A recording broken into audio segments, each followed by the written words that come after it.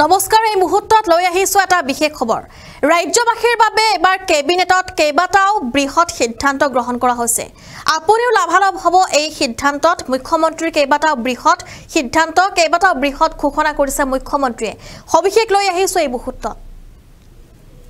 কেবিনেটত এবাৰ বৃহৎ সিদ্ধান্ত গ্ৰহণ কৰা হৈছে ৰাজ্যিক কেবিনেটৰ কেইবাটাও গুৰুত্বপূৰ্ণ সিদ্ধান্ত এবাৰ কেইবাটাও সিদ্ধান্ত গ্ৰহণ কৰা হৈছে অসমৰ লোকৰ বাবে ৰাজ্যত শীঘ্ৰেই আৰম্ভ হ'ব অৰুণোদয় 3.0 আৰু লাভালাভ হ'ব এবাৰ আপুনিও অৰুণোদয় 3.0 যোগ হ'ব আৰু 20 লাখ হিতাধিকাৰী ৰাজ্যৰ মুঠ অৰুণোদয় আঁচনিৰ হিতাধিকাৰী হ'ব 47 লাখ হ'ব অৰুণোদয় হিতাধিকাৰী সেপ্টেম্বৰৰ পৰা আৰম্ভ হ'ব অৰুণোদয় আঁচনি 3.0 কাম অৰুণোদয় আঁচনিৰ সুবিধা পাবলৈ থাকিব লাগিব আপোনাৰ ৰেচন আৰু আধাৰ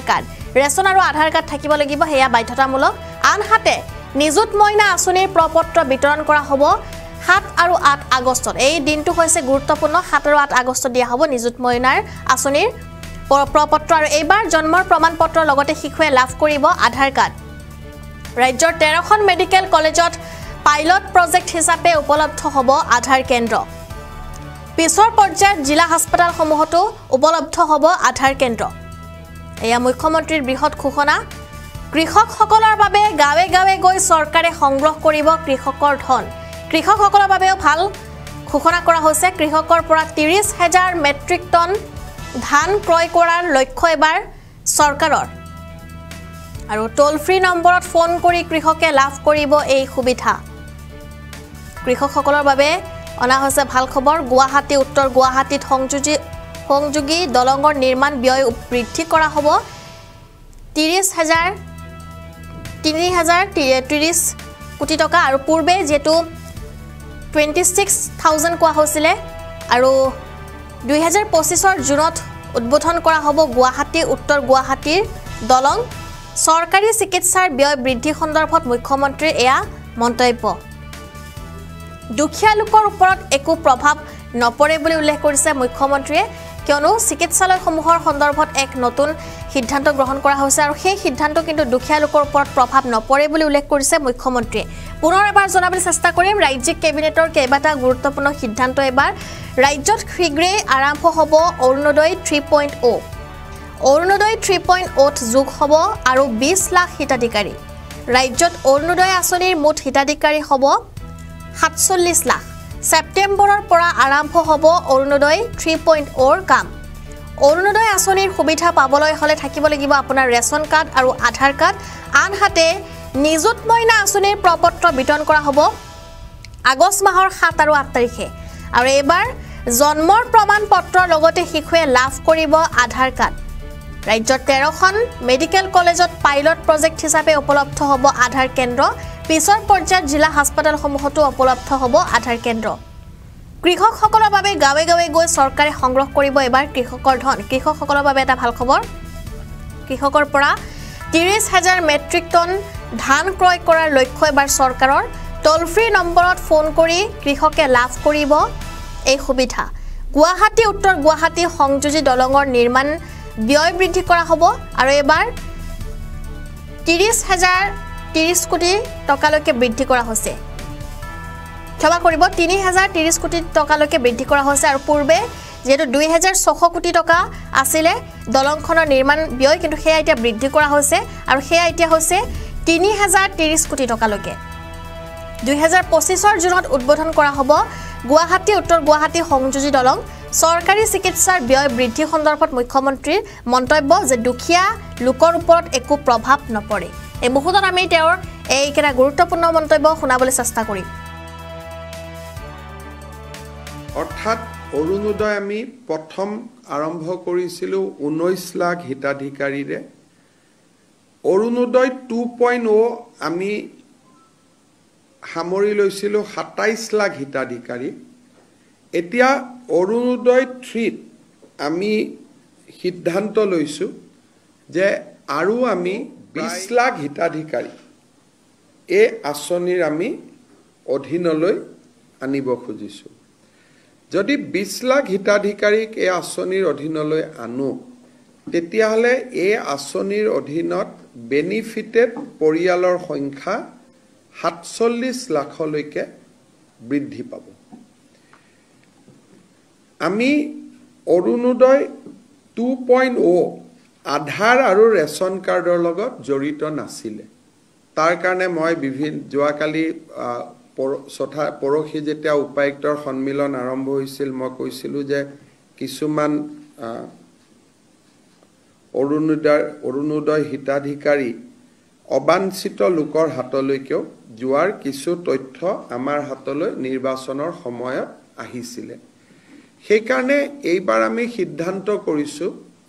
যে অৰুণোদয় আঁচনিটো পাবৰ কাৰণে ৰেচন কাৰ্ড থাকিবই লাগিব, আৰু যদি ৰেচন কাৰ্ড কাৰোবাৰ থাকে তেতিয়াহ'লে তাৰ আধাৰো থাকিব লাগিব। অৰ্থাৎ Arunodoi will be link with Aadhaar and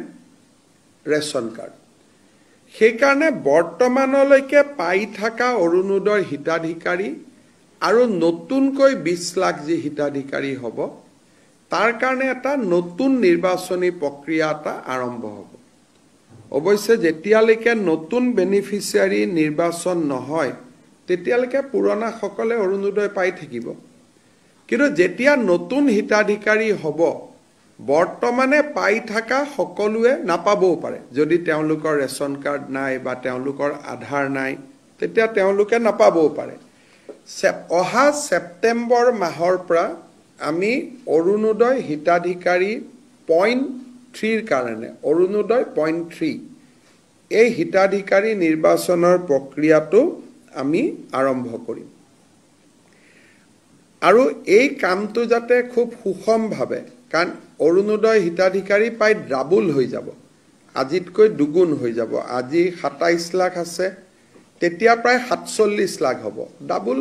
নহ'ব, অকণমান ডাবুলতকৈ কম হ'ব। গতিকে এইবাৰ যাতে অৰুণোদয়ত প্ৰত্যেকটো ৰেচন কাৰ্ড থকা পৰিয়াল, প্ৰত্যেকটো হয়তো নহ'ব, 80% হ'ব। ৰেচন কাৰ্ড প্ৰায় 55 লাখৰ আছে, আমাৰ অৰুণোদয় 47 লাখ। কিন্তু যিহেতু অৰুণোদয়ত ক্ৰাইটেৰিয়া আছে, 4খন গাড়ী থাকিলে নাপায়, মন্ত্ৰী MLA পৰিয়ালে নাপায়, পঞ্চায়তৰ পৰিয়ালে নাপায়, সেইকাৰণে আমি ভাবিছোঁ যে 47 lakh will be a sufficient number যোগ্যজনক দিবৰ কাৰণে। আৰু তাৰ গোটেই নিৰ্বাচনৰ প্ৰক্ৰিয়াটো আমি ছেপ্টেম্বৰ মাহৰ পৰা আৰম্ভ কৰা বিভিন্ন আঁচনি, প্ৰধানমন্ত্ৰী আৱাস যোজনা, জল জীৱন মিছন, এই গোটেইবিলাকৰ চেণ্ট্ৰেল গভৰ্ণমেণ্ট আৰু ষ্টেট গভৰ্ণমেণ্টৰ আঁচনিসমূহৰ বিষয়েও জিলা আয়ুক্ত সন্মিলনসমূহত খুব ভাল কৰি এটা আলোচনা হয়। আধাৰ কিমানক দিব আছে, আমি কিমানক আধাৰ দিলোঁ, সেইবিলাক আলোচনা হয়। এটা সৰু অথচ মানুহৰ কাৰণে প্ৰয়োজনীয় এটা আঁচনি হ'ব। মেডিকেল কলেজবিলাকত আৰু লাহেকৈ পিছত আমি জিলা হস্পিটেলবিলাকতো আগুৱাই লৈ গৈ থাকিম। এটা আমি নতুন সৰু কাম এটা কৰিব খুজিছোঁ যে এতিয়া বাচ্চা জন্ম হ'লেই আধাৰ আৰু বাৰ্থ চাৰ্টিফিকেটখন মেডিকেল কলেজতে পাই যাব। আধাৰ চেণ্টাৰ এটা আমি প্ৰত্যেক মেডিকেল কলেজত স্থাপন কৰিম। পিছত আমি জিলা হস্পিটেল, আন চৰকাৰী হস্পিটেলতে কৰিম, যাতে জন্ম হ'লে লগে লগে আধাৰখন লৈ ল'ব পাৰে। যেতিয়া এটা বাচ্চা মেডিকেলত জন্ম হ'ব, ঘৰত ঘূৰি যোৱাৰ সময়ত আধাৰখনো লগত লৈ যাব, বাৰ্থ চাৰ্টিফিকেটখনো লৈ যাব আৰু মেডিকেল কাগজখিনিও লৈ যাব। তেতিয়া আমাৰ আধাৰৰ কাৰণে পিছত আৰু বাচ্চাটো ডাঙৰ হৈ ক'ৰবাত লাইন পাতি থাকিব নালাগে। জন্মৰ সময়তে বয়স 3 দিন আধাৰ লগে লগে হৈ গ'ল, বয়স 2 দিন আধাৰ লগে লগে হৈ গ'ল। এই পাইলট প্ৰজেক্টটো আমি বৰ্তমান 13খন মেডিকেল কলেজত আৰম্ভ কৰিব খুজিছোঁ। যদি আমি ইয়াত সফল হওঁ তেতিয়াহ'লে আমি লাহে লাহে বাকী হস্পিটেলসমূহতো আমি এক্সপাণ্ড কৰিম, আমি বঢ়াই লৈ গৈ থাকিম। অসম অভিযান, এই স্কিমটোত আমি 2 লাখ টকা কৰি এজন নিবনুৱা যুৱক যুৱতীক নিজৰ উদ্যোগ স্থাপন কৰাৰ বাবে আমি সহায় কৰিম। এনেকুৱা এটা আঁচনি আছিল, 1 লাখ ঘূৰাই দিব, 1 লাখ ঘূৰাই দিব নালাগে। তাৰে যিটো প্ৰথম পৰ্যায়ৰ ইণ্টাৰভিউ আছিলে, সেই ইণ্টাৰভিউটো সমাপ্তি হ'ল। এতিয়া 1:2 অৰ্থাৎ প্ৰথম বছৰ আমি 30,000 লোকক যুৱক যুৱতীক এই সহায়টো কৰিম আৰু তাৰ পিছত আমি আৰু 70,000 ল'ৰা ছোৱালীক কৰিম দ্বিতীয় পৰ্যায়ত। প্ৰথম পৰ্যায়ৰ যিটো 30,000 ল'ৰা ছোৱালীক আমি সহায় কৰিম তেওঁলোকৰ জিলা পৰ্যায়ৰ ইণ্টাৰভিউ 16 আগষ্টৰ পৰা আমি আৰম্ভ কৰিম আৰু 5 ছেপ্টেম্বৰত আমি এই ইণ্টাৰভিউটো সমাপন কৰিম আৰু 30 ছেপ্টেম্বৰত আমি 30,000 যুৱকক 2 লাখ টকাৰ যিটো আঁচনি সেই আঁচনিৰ অংশসমূহ আমি বিতৰণ কৰিম আৰু জিলা উপায়ুক্তসকলৰ লগত এই বিষয়ে আমি ডিটেইল আলোচনা কৰিলোঁ যাতে কোনো ক্ষেত্ৰতে